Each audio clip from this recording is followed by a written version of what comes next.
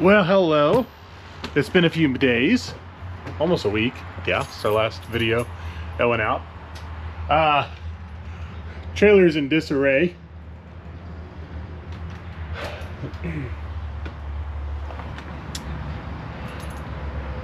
Kind of took last week to reevaluate the car a little bit and to start getting ready for 100,000 to win race this coming weekend. So it's kind of going to be our quick little video about our game plan coming up for this weekend, which is the Speed Promotions, aka former NPK Street Outlaws new media group, is well, they're throwing 100,000 to win race. It's supposed to be 64 cars, now it's 128 cars. So why are we out here at the trailer? Well, it's part of the journey to the track, right? So maybe I'll tell, we got a tire here with no tread on it left. That was my spare. She done poofed last weekend coming home. Only a couple hours away from home, just as we crossed into Kansas, actually, from Oklahoma. That sucker blew out. So let's start there.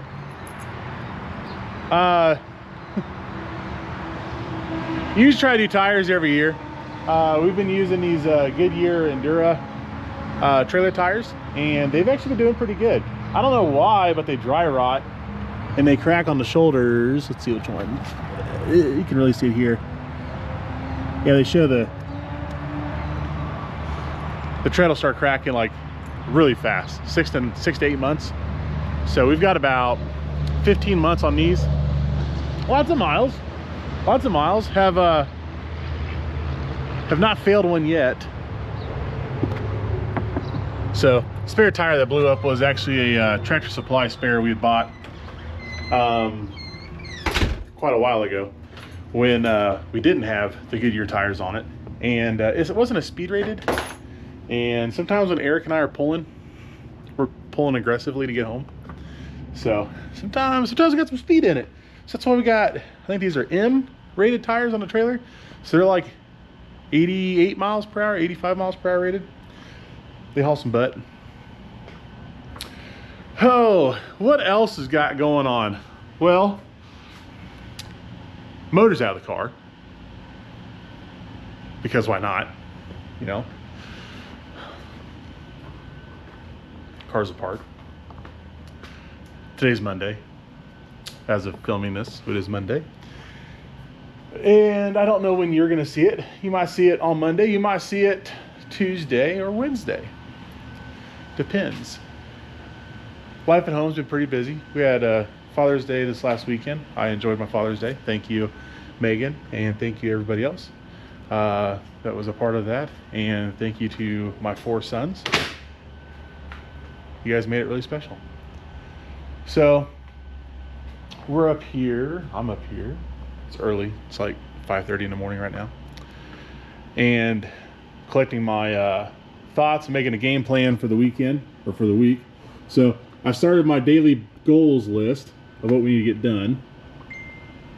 So Monday, which is today, we got some stuff to do. But I guess let's talk about what I did already. So, as you may have noticed watching our video clips, old Big Block's been chug-a-lugging some oil smoke.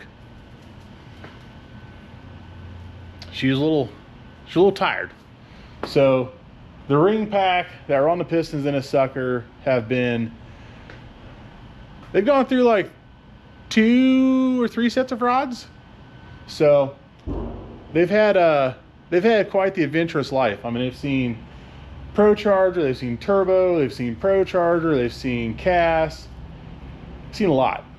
So we were losing, we had a fair amount of compression loss. It really started showing its head when we were pushing everything pretty hard at Shady Side. And I mean, the car was running its butt off. I mean, it was fast. It was pretty consistent. It wasn't quick up front. So what we're going to do to combat that is we're going to run our 389 gear, because this weekend we're racing for 100,000. We're going to Beach Bend, Kentucky, which has a water park next to it. Never been to Beach Bend. That's in Bowling Green, Kentucky. I knew that we're racing in Bowling Green, and I had a fan telling us, no, you're racing in Beach Bend. I was like, no, we're racing in Bowling Green. Like, no, they're the same. Well, and it's like, no, you're racing in Beach Bend. Well, I found out they're the same place. So, you know, track's called Beach Bend. Area is called Bowling Green. So, my bad. We're all right. So, I got a feeling it's going to be fast. I've talked to some other racers that have experience racing there, and they say that it's greasy in the sunlight because of all the radial glue on it, but they didn't get quick. And we've seen both circumstances with radial prep tracks on no prep. If they get drug, which most of these street outlaw races, they usually drag the track. They usually do everything but glue. So if they drag it, it'll be fast. Boosted GT is kind of shoehorning the reins on this one, and he is very adamant this week is zero testing at the facility. So nobody's gonna have test passes within the week of the race at this track. I really don't know if you could learn a whole lot from test passes the week before that you don't already have figured out from other events. You know, in a lot of cases, a track, to me, a track's a track. I mean, they've all got their different characteristics as far as like bumps and jumps and whoops and stuff like that. But once you get a good feel for the rubber base and can identify the texture of the rubber, you're gonna do good. You know, you're gonna be able to plug and play tune-ups that work well at facilities like that. So we're going into this thinking RPM, and so we're going to run our a little bit deeper gear, and we're going to run a little more forgiving stator, and this combination normally front half's extremely hard. We are going to put the blower cam back in the motor. Actually, it's already back in the motor. That's actually in there, and we're going to buzz the shit out of the motor. You know, it's going to see some 9,000 RPMs. So in that aspect, decided to freshen it up a bit. So I'm doing new valve springs, relapping the valves. Although, you know, with the blow by on the rings, the valves did not show any leak down. But I had a couple cylinders. I had two, one on each bank, 2 and 7, that were at 70% leakage.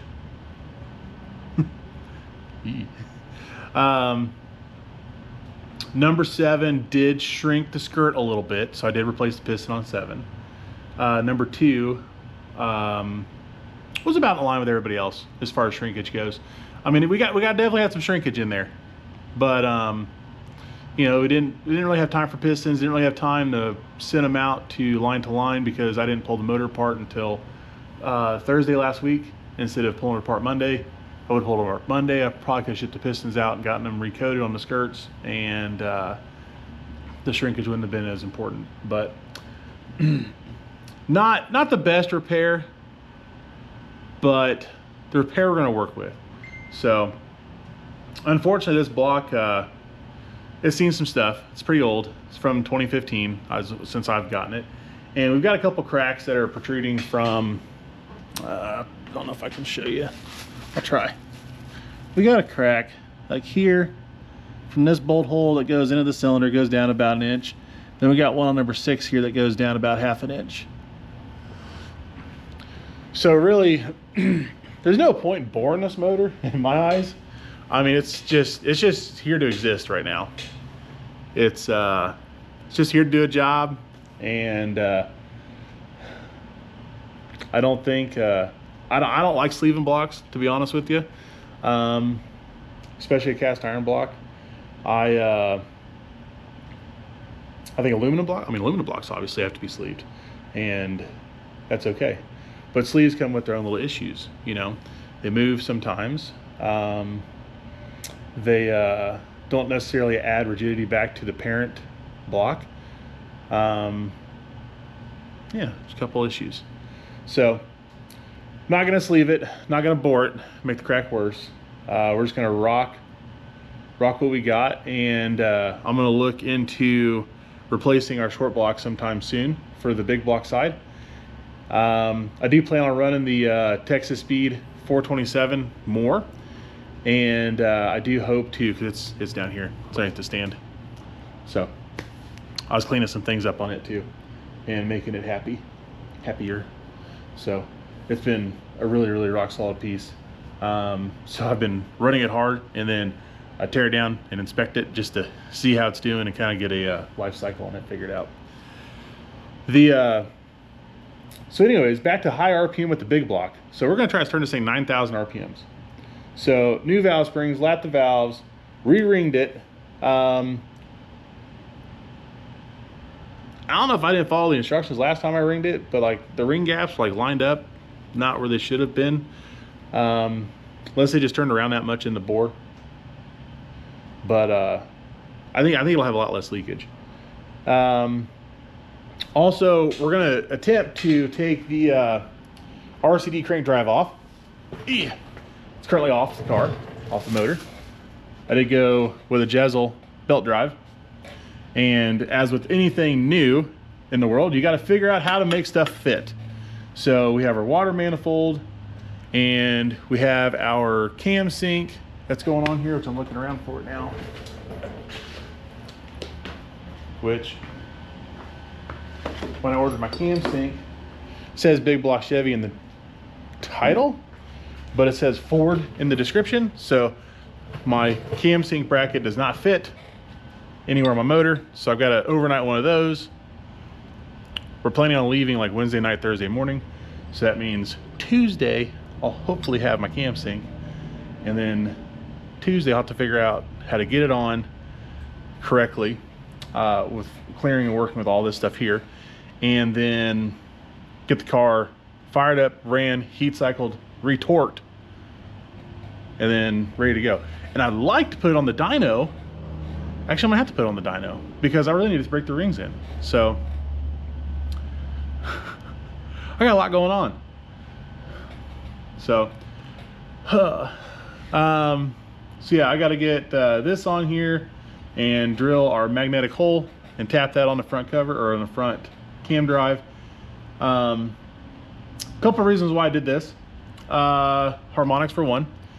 I just want to give the valve train the best chance it can have at surviving those extreme RPMs.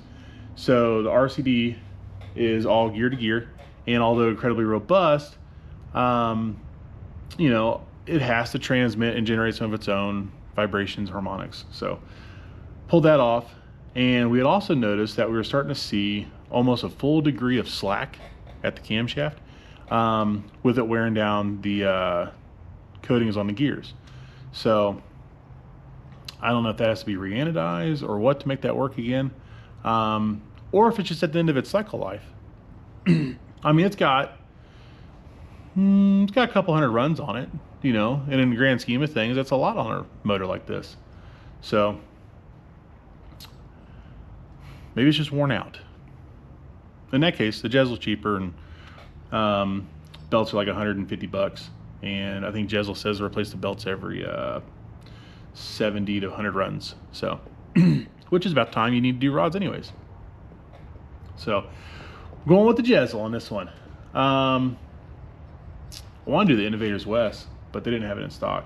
They've got a little eccentric tensioner that goes like right here. That would have pushed on the belt to help hold tension on it, kind of like a factory setup. But I'll tell you, after putting this on, this is the first one I've ever installed. That sucker's tight. It is so tight. So, let's see. Cylinder heads. They're just sitting here chilling out. About ready to tear those things down. I'm going to clean the bench off after piston and rod swap madness. Got a whole bunch of rods left now. But yeah, I'm going to clean this up. Get the heads up here. We'll start working on getting the heads prepped. Getting them ready. One of the cool benefits of the bezel is we can adjust cam timing right there. So I just got to knock 4 little nuts loose, and I can twist the motor and change cam timing so that we can try to help optimize our high RPM power.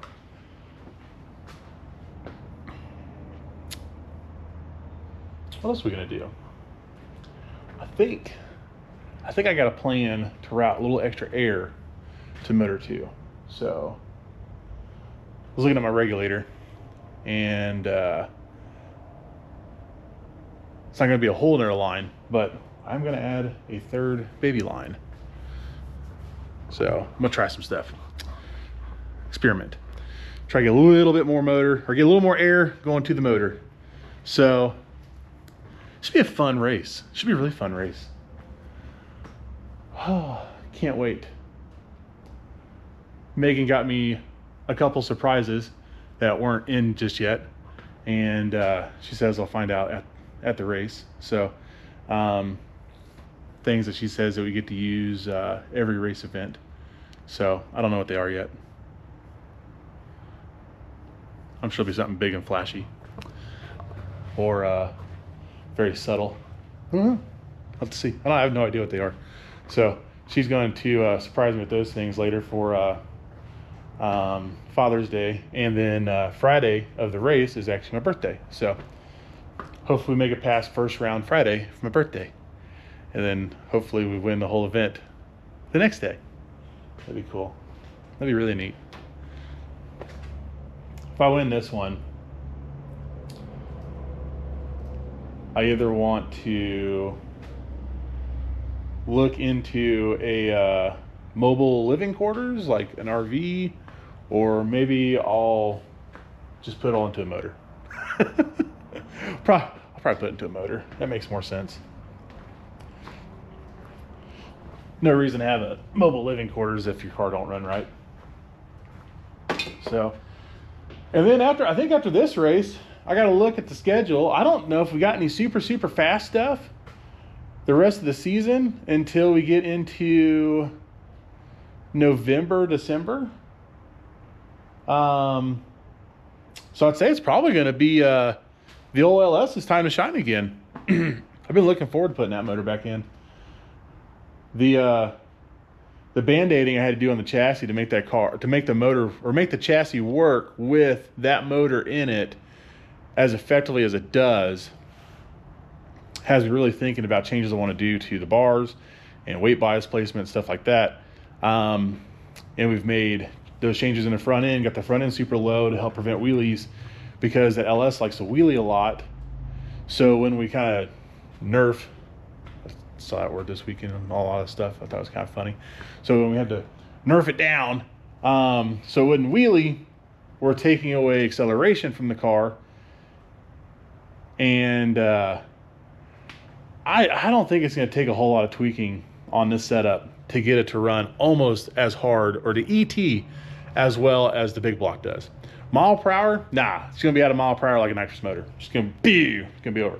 I think the big block will always have at least 15 mile per hour on the LS in most situations, on equal footing, where we could put some of the power down. But on a lot of these facilities that we can't, that we'll say it's like the 121 Pro Charger facilities, that LS I'm fully confident will run every bit as fast as our 121 540 combo did at like 95% of these facilities. So it ain't nothing better than a fully water jacketed, fully cooled LS that's just hydraulic roller, no maintenance really, and just go out there and run it. So I'm pretty comfortable with how everything's looking in there. I'm pretty happy with it. We're not seeing any bearing shedding. We're not seeing any weird piston wear. We're not seeing, really anything. It's just being a 4-bolt LS, I am cautious about the head gaskets on it. And I do think that's probably going to be the one thing about it, is I'll probably pull the heads off of it every 8 to 12 runs to just reseal them, so clean the head gaskets, re-anneal them, put some hollow more back on it, retorque, go again. Just to prevent that. 'Cause I mean, that's the worst thing about these LSs. You know, if you don't have thrust bearing issues, you have head gasket issues. And when you have head gasket issues at the power level that we all run these motors at now, when the head gasket starts to let go, the head's poofed, the block's poofed, everything's poofed. So everything's melted and looks like a roly-poly got in there and started eating aluminum. So, not good. So it's better to pop it off, put it back on there. I mean, shoot, it only takes, with a hydraulic roller setup, I mean, you can clean the head gaskets and everything else in 2 hours. You know, if you had new head gaskets prepped, ready to go, you could do the whole job in, you know, probably 45 minutes to an hour. So it doesn't take that long. Not that big of a deal. So, oh, okay. Well, let's look at our quick weekly list that I came up with. So today, lap the valves, replace springs, assemble to 540, set it in the car. Tomorrow, replace trailer tires and spare. I want to move some weight around the trailer because we're extremely tongue heavy. I did buy a aluminum ramp for the back of the door because we keep hurting our nose cone since it's so low. I'm going to play with plumbing a third line. New cam sync, heat cycle the motor, retort the heads. Wednesday, I got more stuff I need to put over here. But pretty much anything that doesn't get completed Tuesday will go on a Wednesday. I want to play with the beam tripper because when we raise the nose up for crappier surfaces, when we raise it up like an inch, like it's up an inch right now at the strut cups, that helps with weight transfer on these sketchier tracks, but it also takes our nose and picks it up out of the finish line beam. So then we make the car 24 inches shorter. Well, that's not cool. So I want to make something a little bit better there. I may bring back the CO2 shark fin. I just got to see. I need to fill the car because the car's almost fully depleted because I didn't refill it from New Mexico.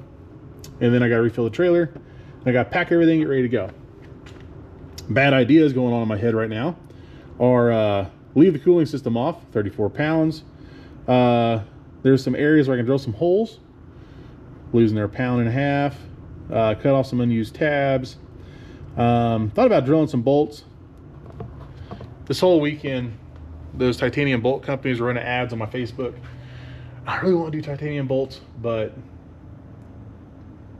we can get a lot of weight out of just doing like properly sized bolts with like holes in them. You know, like I got a lot of 1/2 inch bolts on the front of the car that don't need 1/2 inch bolts, you know, so I could drill a 1/4 inch hole in them and hopefully not have a bolt failure, but hopefully lose some weight. I've also got this new nose cone set at the house. I mean, it's not put together, like it still has to have the hood grafted to it, it still has to have the front webbing built for it, or the Christmas tree, and then mounted, everything else. But I do think due to repairs on our current hood, there's like at least 15 pounds there. So, you know, quick list, I mean, there's 58 pounds I can get off the front of the car. And I know what taking the nose cone off does. I mean, nose cone is 62 pounds right now. Taking the nose cone off improves our front half dramatically. So I know it really needs to happen. I know I need to do an aluminum block. I need to do an aluminum block on the big block. That would help out so much. But not yet. Not right now. Okay. Well, I'm going to get started on Monday's to-do list. Thank you for watching. I will see if we can toss another video up on midweek progress. So if we can do that, then I'll help put you guys a little bit more informed of what we're doing. But for those in the area for the Beach Bend race, we hope to see you out there. We'll have we got more merchandise in stock. We got additional quantities of what we've been carrying. We do have some new design stuff that we're working on.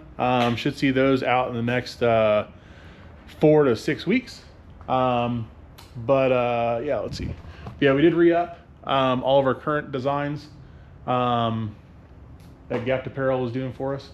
So Karen's been knocking out of the park, and she's got some new cool stuff that we're gonna pull the trigger on here really quick.